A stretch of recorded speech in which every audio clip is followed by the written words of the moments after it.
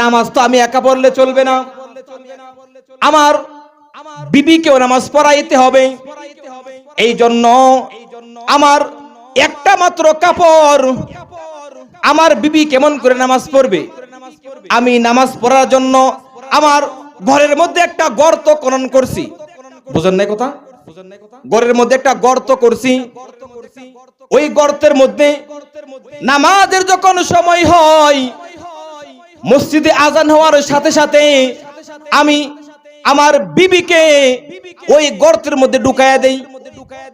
ওই যে কাপড়টা, এই কাপড়টা দিয়া আমি মসজিদে যাই, মসজিদ থেকে নামাজ পড়ে আসি, আবার জলদি করে চলে আসি। মসজিদ থেকে এসে আবার আমি ওই গর্তের মধ্যে ঢুকে আমি আমার বিবিকে কাপড়টা দেই, যেন আমার বিবি নামাজ পড়তে পারে। ওই যে গ্রাম্য সাহাবী যখন নবীজি বলছে এই এই আমলগুলি করলে আল্লাহর তৈরি জান্নাত তোমার জন্য ওয়াজিব হয়ে যাবে, তুমি জান্নাতের মালিক হয়ে যাইবা, সাথে সাথে ওই সাহাবী বলছেন, ইয়া রাসূলুল্লাহ, আমার জীবন দিয়ে হলেও ওই আমলগুলো করব, জীবনেও আমি আমলগুলো ছাড়বো না। একটাবার চিন্তা করেন, আমার নবীজি রাহমাতুল লিল আলামিন যখন নসিহত করত, ওয়াজ করত, সাহাবায়ে কেরাম যখন শুনতো, তারা জীবন দিয়ে হলেও নবীজির কথাটা, নবীজির হাদিসটা আমল করার চেষ্টা করত। নামাজ কেমন গুরুত্বপূর্ণ আরেক হাদিসের মধ্যে আছে। একদিন সাহাবী নবীজি ওয়াজ করতেছিলেন, নামাজ সম্পর্কে ওয়াজ করতেছিলেন। যে নবীজির দরবারে একজন গরিব সাহাবী ছিল, যে গরিব ছিল, এত পরিমাণ গরিব, নবী ওয়াজ করলেন যে 5 ওয়াক্ত নামাজ পড়বে আল্লাহ তাআলা তাকে জান্নাত দিবে। সুবহানাল্লাহ পড়েন।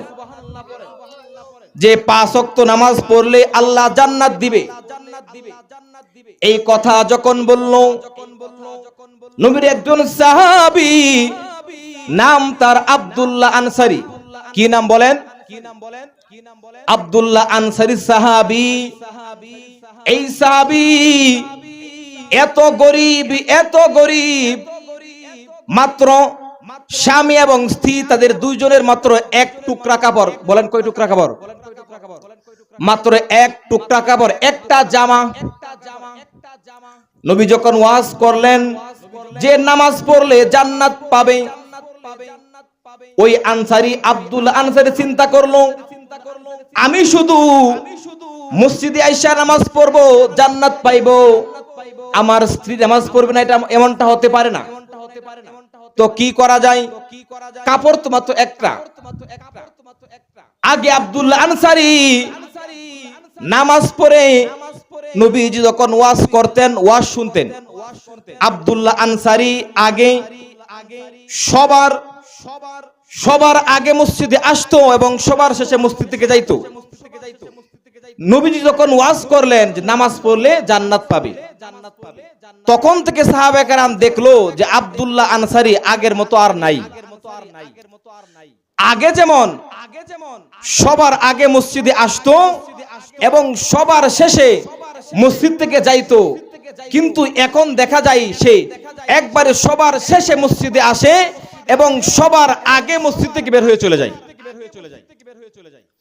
এই বিষয়টা সাহাবায়ে কেরাম লক্ষ্য করলেন, ব্যাপার কি? এরপরে কিছুদিন পরে সাহাবায়ে কেরাম নবীকে এই বিষয়টা জানাইছে যে ইয়া রাসূলুল্লাহ, আব্দুল্লাহ আনসারীর কি হইল? আগে দেখতাম সে সবার আগে মসজিদে আসতো এবং আমাদের সাথে ওয়াজ শুনতো, সবার শেষে মসজিদ থেকে যাইতো, কিন্তু কিছুদিন ধরে দেখি সে সবার শেষে মসজিদে আসে এবং সবার আগে মসজিদ থেকে বের হয়ে চলে যায়। একদিন নামাজের পরে সাহাবায়ে কেরাম নামাজ শেষ করে নবীজিকে নিয়ে আব্দুল্লাহ আনসারীর বাড়িতে রওনা হয়ে গেলেন খবর নেওয়ার জন্য। যে আব্দুল্লাহ আনসারী তার কি সমস্যা, তার কি সমস্যা খোঁজ খবর নেওয়ার জন্য সাহাবায়ে কেরামকে সাথে নিয়ে আবু বকর, ওমর, উসমান, আলী তাদেরকে সাথে নিয়ে ওই বাড়িতে চলে গেছে। যাওয়ার পরে নবীজি আব্দুল্লাহর বাড়িতে গিয়া প্রথমে সালাম দিলেন, আসসালামু আলাইকুম। ঘর থেকে কোনো আওয়াজ আসে না, কোনো উত্তর নাই। আবার সালাম দিলেন, আসসালামু আলাইকুম। এরপরে কোনো উত্তর নাই। এরপরে আবার সালাম দিলেন, আসসালামু আলাইকুম। কোনো উত্তর নাই। নবীজি বলতেছে, ও সাহাবায়ে কেরাম, মনে হয় আব্দুল্লাহ বাড়িতে নাই, চলো চলে যাই। কথা কি বুঝতেছেন? বোঝা যায় কথা?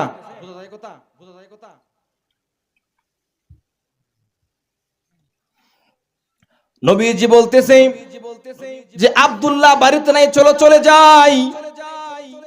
যখন তারা নবীজিরা চলে যাইতেছে, আব্দুল্লাহ আনসারী এরপরে ঘর থেকে বের হয়ে, এখানে আরেকটা বিষয়, একটা মাসআলা জানা দরকার। আমরা যখনই কোনো কারো বাড়িতে যাব, বাড়িতে যাওয়ার সাথে সাথে আমি বাড়িতে ঢুকবো না। বুঝেন নাই কথা? বাড়িতে ঢোকা যাবে না। আগে প্রথমে গিয়া সালাম দিবেন, দরজায় কি করবেন? নক করবেন, টোকা দিবেন। সালাম দেওয়ার পরে যদি উত্তর না আসে, নক করার পরে যদি আওয়াজ না আসে, তাহলে হাদিসের ভাষায় ওই বাড়িতে যাওয়া কি ঢোকা নিষেধ। বুঝেন নাই কথা? যেমন নবীজি ঢুকছে না। তো রাসূল কারীম সাল্লাল্লাহু আলাইহি ওয়াসাল্লাম যখন চলে যাইতেছে, আব্দুল্লাহ আনসারী দৌড় দিছে। সে বলতেছে, হায়রে কি করলাম? রহমাতুল লিল আলামিন, যার কদমে আরশ ধন্য, যার কদমে আল্লাহর আরশ ধন্য হইছে, ওই রহমাতুল লিল আলামিনের কদম আমার বাড়িতে পড়ছে, আমি কদর করতে পারি নাই। আমি কি করলাম? আফসোস করতেছে, দৌড় দিছে, সামনে দিয়ে গিয়া আগুচ্ছে। বুঝেন নাই? সামনে দিয়ে গেছে, গিয়া বলতেছে, ইয়া রাসূলুল্লাহ, ইয়া হাবিবাল্লাহ, আমার বেয়াদবি মাফ করবেন, ক্ষমা করবেন।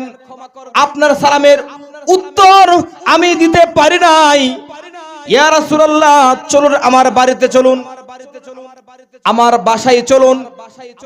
যখন ওই সাহাবী নবীজিকে কাকতি মিনতি করতেছে, সাহাবায়ে কেরামের কথা নবীজি রাখলেন। বুঝেন নাই? সাহাবীর কথা রাখলেন, রেখে আবার নবীজি তার বাড়িতে চলে গেছেন।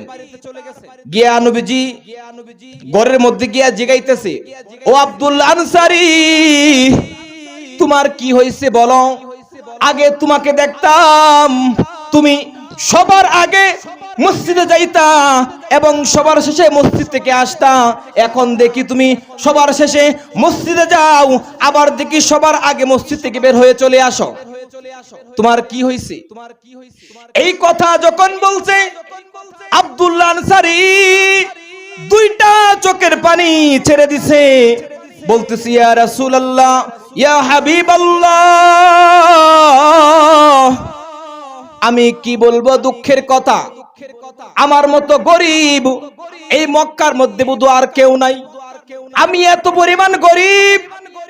ইয়া রাসূলুল্লাহ, আপনি যখন নামাজের ওয়াজ করছেন, নামাজ সম্পর্কে বলছেন যে 5 ওয়াক্ত নামাজ পড়লে আল্লাহ জান্নাত দিবে, আমি চিন্তা করলাম জান্নাতের মালিক তো আমি একা হলে চলবে না। বুঝেন নাই কথা? চিন্তা করছেন? এরপরেও তার নামাজ ছাড়ে না, একটা কাপড়। এরপরেও নামাজ তারা পড়বে, কারণ দুনিয়া তাদের মাকসাদ ছিল না, দুনিয়া তাদের আসল উদ্দেশ্য ছিল না। কারণ তারা জানতো যে দুনিয়া আসল ঠিকানা না। এই দুনিয়া ছেড়ে একদিন অন্ধকার কবরে চলে যাইতে হবে। দুনিয়ার জীবন আপনি সুখে থাকেন, দুঃখে থাকেন, দুনিয়ার জীবন কিন্তু একদিন শেষ হয়ে যাবে, ঠিক কিনা বলেন? দুনিয়ার মধ্যে আপনি সুখে থাকেন অথবা দুঃখে থাকেন, একদিন না একদিন দুনিয়ার জীবন কি হয়ে যাবে বলেন? শেষ হয়ে যাবে। কিন্তু পরকালের জীবন শেষ হবার নয়। আপনি যদি জান্নাত পেয়ে যান তাহলে আপনার জীবন ধন্য, আপনি সফল কাম। আর যদি জাহান্নামে যাইতে হয় তাহলে তো উপায় নাই, কারণ জাহান্নামের 1 সেকেন্ডের আযাব সহ্য করার ক্ষমতা কারো নাই। জাহান্নামের আযাব 1 সেকেন্ডের আযাব সহ্য করার ক্ষমতা কারো নাই। এই জন্য সাহাবায়ে কেরাম যেমন নামাজ পড়েছেন, নামাজ পড়ার কারণে তারা দুনিয়ার মধ্যেই জান্নাতের সার্টিফিকেট পাইছেন।